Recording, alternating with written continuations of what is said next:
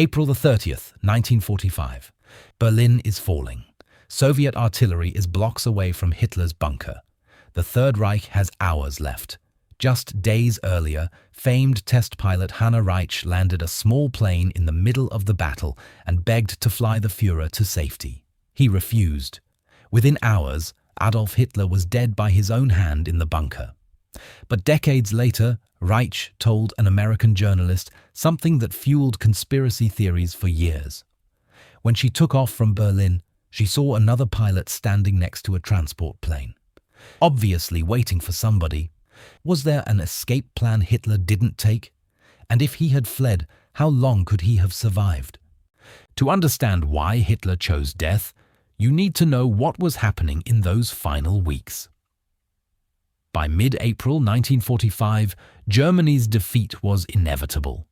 The Soviets were advancing from the east, the Americans and British from the west. Berlin was surrounded.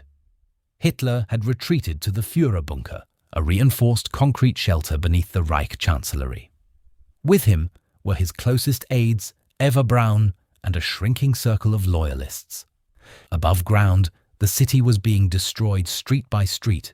Soviet artillery pounded the ruins. The final battle for Berlin had begun. Hitler had options. Multiple escape plans had been discussed by his staff. Routes out of Berlin still existed in those final days.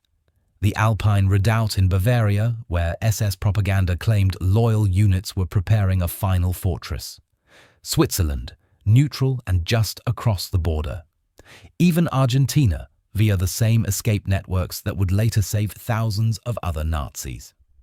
On April 26, 1945, test pilot Hanna Reitsch and General Robert Ritter von Greim performed what many considered an impossible feat. They flew into Berlin in a small Fieseler Storch observation plane and landed in the Tiergarten near the Brandenburg Gate while the city was under artillery bombardment. Von Greim's foot was struck by a bullet during the approach. Reitsch took over the controls and completed the landing. She met with Hitler in the bunker. She begged him to let her fly him out. According to her later testimony, Hitler gave her 2 cyanide capsules, one for herself and one for von Greim, and told her to use them if capture seemed inevitable. Hitler refused to leave. On the night of April 28th, Reitsch and von Greim flew out of Berlin in an Arado trainer. Soviet soldiers saw the takeoff. Many assumed it was Hitler escaping. Searchlights tracked the plane. Anti-aircraft fire hit it with shrapnel, but didn't bring it down. 2 days later, on the afternoon of April 30th, Hitler and Eva Braun committed suicide. Their bodies were burned in the garden above the bunker. But what if he'd gone with Reitsch? What if Hitler had fled Berlin in those final days? If you appreciate deep dives into history's biggest what-ifs, I'd be grateful if you'd consider subscribing. Drop a comment telling me which escape scenario you think was most realistic. The Alpine Redoubt, or Alpenfestung, was one of the most successful deceptions in World War II, and it was almost entirely fiction.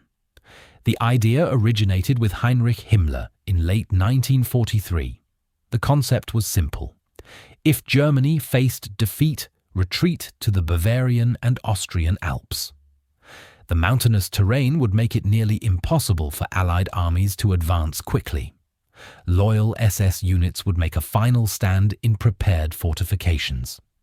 In January 1945, Joseph Goebbels created a propaganda unit specifically to spread rumors about the Redoubt. SS intelligence fabricated blueprints and reports describing massive underground facilities, weapons stockpiles, and thousands of fanatical defenders ready to fight to the last man. The deception worked brilliantly. Allied intelligence took it seriously. General Eisenhower's headquarters at Schaff used decrypted German communications selectively, cherry-picking messages that supported the idea that the Alpine fortress existed while ignoring intelligence that contradicted it. Here's the fascinating part. In 1944, Alan Dulles, the OSS station chief in Switzerland, sent cables to Schaff reporting rumors of a redoubt. The SS's had compromised Dulles' ciphers and intercepted these cables. Realizing the Allies already feared a redoubt, Goebbels' propaganda unit amplified the very myth the Allies were reporting to themselves.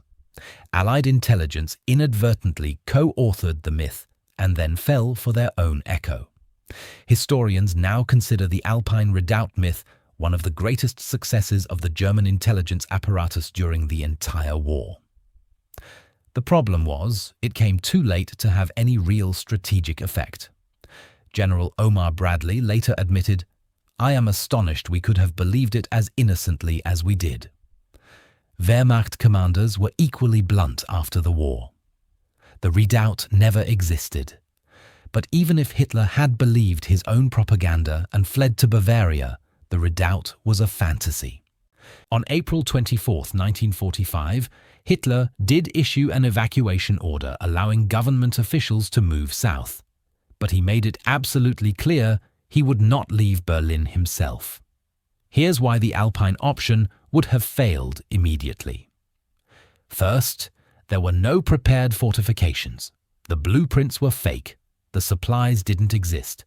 The thousands of loyal defenders were propaganda. Second, the geography was a trap.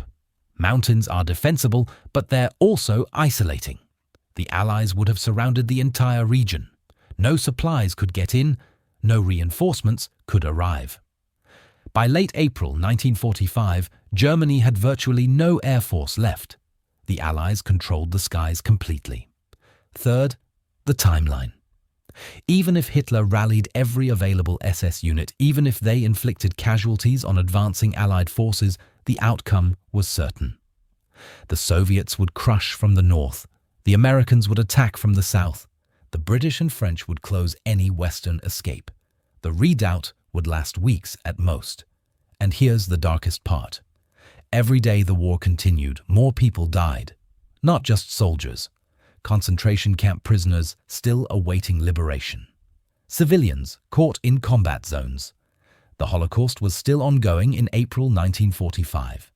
Hitler's decision to stay in Berlin and commit suicide on April 30th ended the war in Europe 8 days later. Germany surrendered unconditionally on May 8th. If he'd fled to the Alps and prolonged the fighting, thousands more would have died for nothing. Sometimes, the villain's death is mercy. The Alpine Redoubt was pure propaganda. But what about somewhere safer? Somewhere the Allies couldn't immediately reach? Switzerland was neutral, just across the border from Bavaria. Could Hitler have found sanctuary there? On paper, Switzerland seems obvious. It's neutral, it's close, it refused to join the war. Surely they'd grant asylum to a defeated leader? Hitler could have reached Switzerland. In late April, routes from Bavaria to the Swiss border were still passable. With loyal guards and the right timing, he could have crossed, but Switzerland absolutely didn't want him. Here's why. Giving sanctuary to Hitler would have destroyed Switzerland's international position completely. The country had maintained neutrality throughout the war by walking an impossible tightrope. They traded with Germany. They also provided services to the Allies. But Switzerland's neutrality had a dark side. They sheltered some refugees, but also turned away thousands of Jews. The Swiss government actively limited Jewish refugees, famously claiming, "The boat is full." In 1938, they even asked Germany to mark all Jewish passports with a J to make it easier to identify and refuse them at the border. Throughout the war, Switzerland laundered vast quantities of gold and other valuables plundered from Jews by the Nazis. If Switzerland harbored Hitler after the war, that careful balance collapses. The Allies, especially the Soviet Union, would have demanded his immediate extradition. If Switzerland refused, they'd face complete isolation. No rail traffic in or out. No air traffic. No trade. The country would be cut off from the world. And the Swiss knew the Allies wouldn't back down. Stalin would insist on trying Hitler personally. The British and Americans needed him for the Nuremberg trials to legitimize the entire post-war order. So what would Switzerland do? They'd confine Hitler immediately, probably in a secure facility in the mountains under guard. Not as a guest, as a prisoner. Then they'd negotiate. The price for handing him over would be guarantees of Swiss sovereignty and neutrality moving forward. The Allies would agree because they wanted him more than they wanted to punish Switzerland. Hitler would be turned over within weeks. The Swiss refusal wouldn't have been a moral rejection of Nazism. Their entire wartime history proves that. It would be a transactional decision to secure their place in the new post-war order. But here's the real reason the Switzerland option was impossible.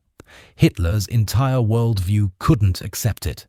Confinement by a neutral country while the Allies and Soviets negotiated his fate, treated like a powerless bargaining chip, handed over to face trial in front of the world. His racial ideology, his belief in Aryan supremacy, his identity as Führer, none of it could survive that humiliation. He'd have committed suicide in Swiss custody rather than face that fate.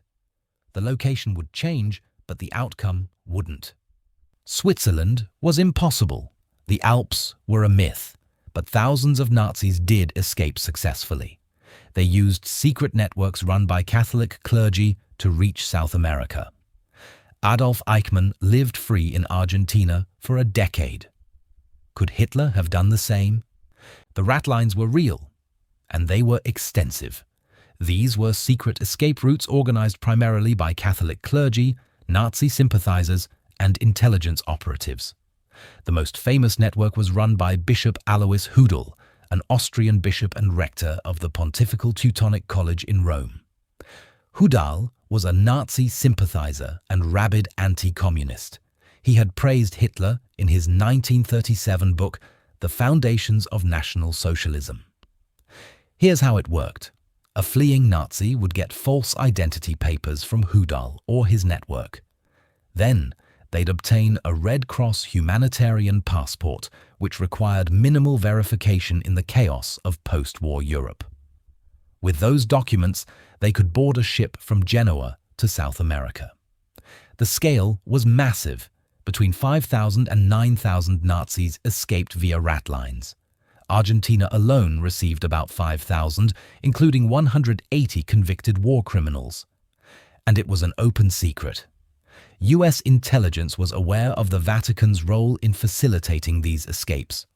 A 1947 intelligence memo noted that Vatican circles were providing funds to help Yugoslav Ustashi war criminals escape Europe, and Argentina welcomed them. Juan Perón, who became president of Argentina in 1946, actively welcomed German immigrants. He saw them as skilled workers who could help modernize Argentina. But it was more than just economic pragmatism. Perón's government had ideological sympathies with fascism. He had served as a military attaché to Mussolini. His Minister of Immigration had written books about the alleged danger Jews posed to Argentina. In 1940, Argentina closed its borders to Jewish immigration. When prominent Nazis arrived in Argentina, Perón's government prepared celebrations. Adolf Eichmann provides the template for how these escapes worked. In 1948, with help from Hudal's network, Eichmann obtained a landing permit for Argentina. He traveled under the false identity Ricardo Clement.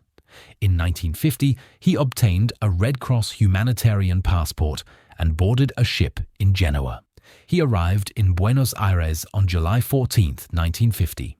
For a decade, Eichmann lived openly in Argentina. He worked at a Mercedes-Benz factory. He lived with his family on Garibaldi Street in San Fernando. His wife Vera and children joined him in 1952. She knew he was Adolf Eichmann, war criminal. They raised their family under a false identity. In the late 1950s, Eichmann even recorded hours of interviews with Willem Sassen, a former SS member, for a future book. In these recordings, he expressed deep anti-Semitism and satisfaction with his role in the Holocaust. He bragged about his work. This proves that Eichmann's later defense at his trial, that he was merely a banal bureaucrat following orders, was a calculated lie. The tapes show his deep ideological commitment. Israeli Mossad agents captured him on May 11, 1960. He was tried in Jerusalem, convicted, and executed in 1962. Josef Mengele, the Auschwitz doctor, also reached Argentina, then moved to Paraguay and Brazil. He died of a stroke while swimming in 1979, never prosecuted. Eichmann lived openly for a decade. Mengele died free. Thousands of others escaped and were never found. But there's one critical factor that made Hitler's escape completely impossible.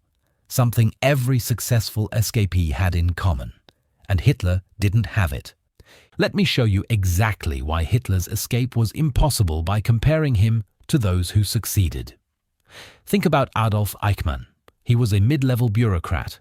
If you passed him on the street in Buenos Aires, you wouldn't give him a second glance. Josef Mengele, the Auschwitz doctor, was known to camp survivors, but to the rest of the world? Just another face in the crowd. But Hitler? His face had been plastered on every newsreel, every propaganda poster, every newspaper in the world for 12 years. He was the most recognizable man on earth. There was no blending in. There was no anonymity. Now consider their health. When Eichmann escaped in 1950, he was 39 years old and in perfectly good health. Mengele was 34 when he fled in 1949, also healthy. Both men could endure the grueling journey to South America. Hitler, in April 1945, 56 years old with catastrophic health problems. Advanced Parkinson's disease, addicted to a cocktail of medications. His handwriting had deteriorated into barely legible scribbles, a condition called micrographia. His hands trembled. His walk was a shuffle. He had heart issues. Eichmann and Mengele had no serious medical conditions. Hitler was falling apart. Then there's timing. Eichmann escaped in 1950, 5 full years after the war ended. He had time to plan, time to establish contacts, time to create a false identity and let the chaos settle. Mengele escaped in 1949 under similar circumstances. Post-war, organized, patient. Hitler? He had days. Berlin was falling in real time. Soviet tanks were blocks away. Every escape route was closing by the hour. There was no time for careful planning. It was chaos and identity. Eichmann successfully became Ricardo Clement, an ordinary German immigrant. Mengele transformed into Helmut Gregor. Both names were plausible. Both men could disappear into German expatriate communities in South America. Hitler couldn't hide behind a false name. His face, his voice, his mannerisms were too well known. Even with plastic surgery, someone would recognize him. Finally, look at what happened to them. Eichmann lived free for a decade before Mossad agents captured him in 1960. He was tried and executed. Mengele was never caught. He lived until 1979, dying of a stroke while swimming in Brazil. If Hitler had somehow reached Argentina, he would have been found, not in 10 years, not in 20, within months, and his fate would have been the same as Eichmann's: capture, trial, execution. Let me drill down on Hitler's health, because this alone made escape impossible. By April 1945, Hitler had advanced Parkinson's disease, first diagnosed as early as 1933 or 34. By the final year of the war, the tremors in his left hand were visible in newsreels. He had a shuffling walk. His handwriting had deteriorated into those tiny, cramped letters I mentioned, micrographia, a classic Parkinson's symptom. His personal physician, Dr. Theodor Morell, was administering 28 different medications to him every single day. Amphetamines to keep him alert, anticholinergics for the tremors, MAO inhibitors for depression. Hitler was a pharmaceutical wreck, Neurologist Abraham Lieberman studied Hitler's medical records and noted something called diurnal fluctuations. That means his physical and mental performance varied wildly throughout a single day. Some hours he could function. Other hours he was barely coherent. By 1945, he couldn't function at all without his daily cocktail of drugs. And here's the telling detail. 1 week before his death, Hitler fired Morell. He told the doctor he did not need any more medical assistance. After years of total dependence on these medications, he just stopped. He knew what was coming. Now imagine Hitler trying to escape. A voyage to Argentina by submarine or ship took weeks. Cramped, claustrophobic conditions. No access to his medications. No personal physician. Constant stress. He wouldn't have survived 3 days at sea, let alone 3 weeks. And then there's the timeline problem. The Ratlines weren't emergency evacuation routes. They were post-war networks that took time to organize. You needed contacts within the Catholic Church. You needed false papers that would hold up to scrutiny. You needed to move carefully and anonymously through Allied checkpoints. Eichmann spent years preparing his escape. He didn't flee until 1950, 5 years after the war ended. That's when it was safe. That's when the networks were established. Hitler had days. Berlin was falling street by street. The Soviets were closing in. Every route out of the city was under fire or already cut off. The careful, patient escape that Eichmann managed in 1950 was logistically impossible in the chaos of April 1945. Now, some people believe Hitler did escape via U-boat to Argentina. And it's true that a few German submarines did reach South America after the war. So the route existed. But the idea that Hitler was on one of them? Pure fantasy. And here's how we know. Remember Hanna Reitsch. When she flew out of Berlin on the night of April 28th, she later told an American journalist something strange. She claimed that after takeoff, she saw another pilot standing next to a Junkers Ju-52 transport plane on the ground, obviously waiting for somebody. This detail fueled conspiracy theories for decades. Was there a plane waiting for Hitler? Did he escape at the last minute? But here's the problem with her story.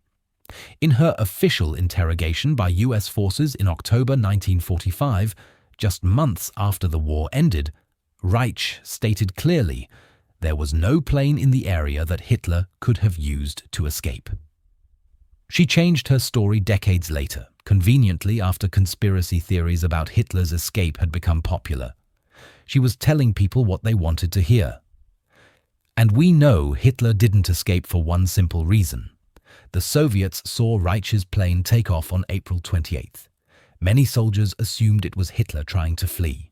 But 2 days later, on April 30th, Soviet troops found Hitler's burned body in the garden above the bunker. The dental records matched. The remains were photographed and documented. The question was settled. But let's say, hypothetically, Hitler had reached Argentina. He'd have been the most wanted man in history, hiding in a country under increasing international pressure from the United States and Britain. Yes, Perón was sympathetic to former Nazis. Yes, Argentina harbored thousands of war criminals. But Hitler himself? That's a different calculation entirely. Harboring anonymous SS officers was one thing. Protecting the man who started World War II and orchestrated the Holocaust? That would destroy Argentina's relationship with every major power.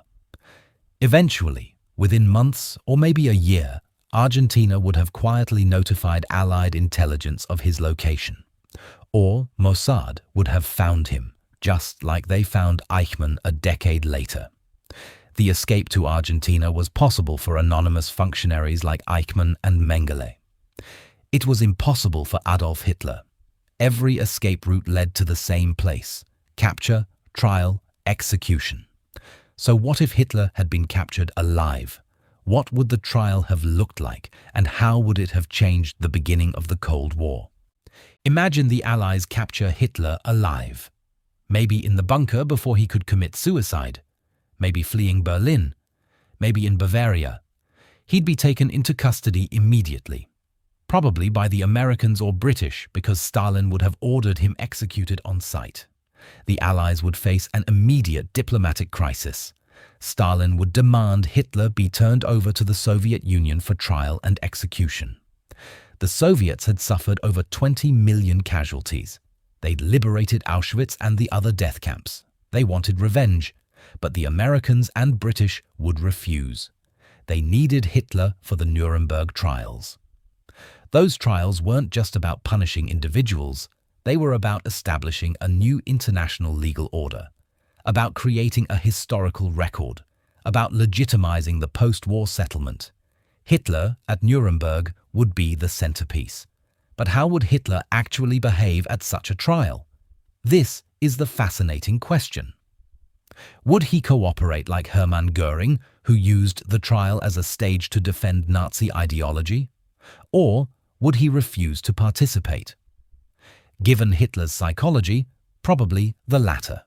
Speaking in his own defense would require acknowledging the court's authority, acknowledging that he, the Führer, was subordinate to Allied judges. His entire worldview couldn't accept that.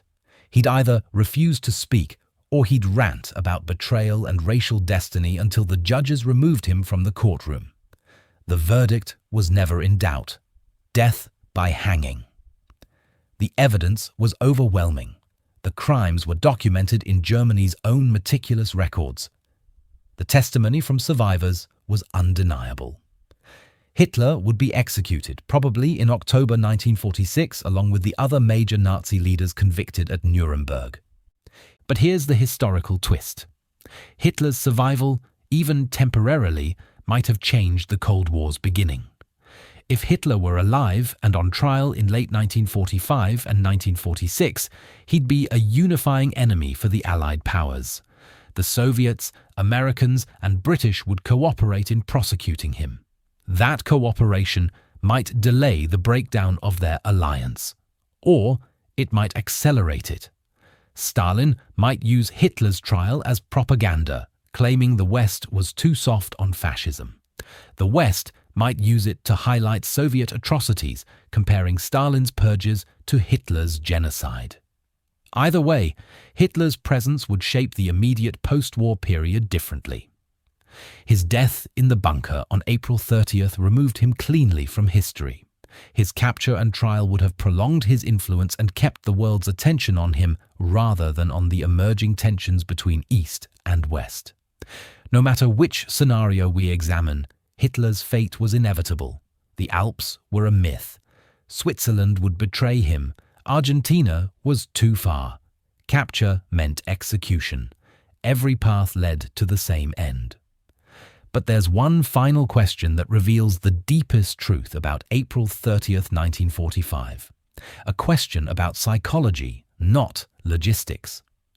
Why did a man who'd sent millions to their deaths choose suicide over even attempting escape? The answer shows us something darker than any of the scenarios we've discussed. So, why didn't Hitler take any of these options? The Alpine Redoubt was a propaganda myth with no military reality. Switzerland would have handed him over within weeks. Argentina was logistically impossible given his health and recognition. And capture meant humiliation and execution. But the deeper answer is psychological. Hitler's entire identity was built on the idea of Aryan racial supremacy. He genuinely believed Germans were destined to rule. He believed Slavs, Jews, and other groups were subhuman. When that worldview collapsed, when the Soviets, the Slavic Untermenschen, took Berlin, when the so-called inferior races defeated the so-called master race, Hitler couldn't process it. He couldn't accept defeat. He couldn't accept capture by those he'd tried to exterminate. He couldn't accept trial by those he deemed inferior. So he chose the one escape he could control: death. Before he died, he gave Hanna Reitsch 2 cyanide capsules, one for her and one for von Greim. He told them to use them if captured. 3 days after she escaped Berlin, on May 3rd, 1945, Reitsch's father heard a rumor that all German refugees would be returned to the Soviet occupation zone. He shot and killed Reitsch's mother, her sister, her sister's 3 children, and then himself. Reitsch was captured 5 days later. This horrific event was more than a family tragedy. It was a microcosm of the Nazi mentality. The exact same ideology that drove Hitler's suicide. The belief that death was preferable to capture by those deemed subhuman. Joseph Goebbels and his wife murdered their 6 children in the bunker for the same reason. They couldn't accept a world where the master race had been defeated. The ideology Hitler created had been fully and tragically absorbed by his most fanatical followers. But here's the darkest irony. Hitler's decision to commit suicide on April 30th, 1945, probably saved lives. If he'd fled to the Alps, the war would have continued. More soldiers would have died in pointless fighting. More civilians would have been caught in combat. More concentration camp prisoners would have perished before liberation. Germany surrendered unconditionally on May 8th, 8 days after Hitler's death. If he'd lived, if he'd prolonged the war by weeks or months from an imaginary Alpine fortress, thousands more would have died for a lost cause.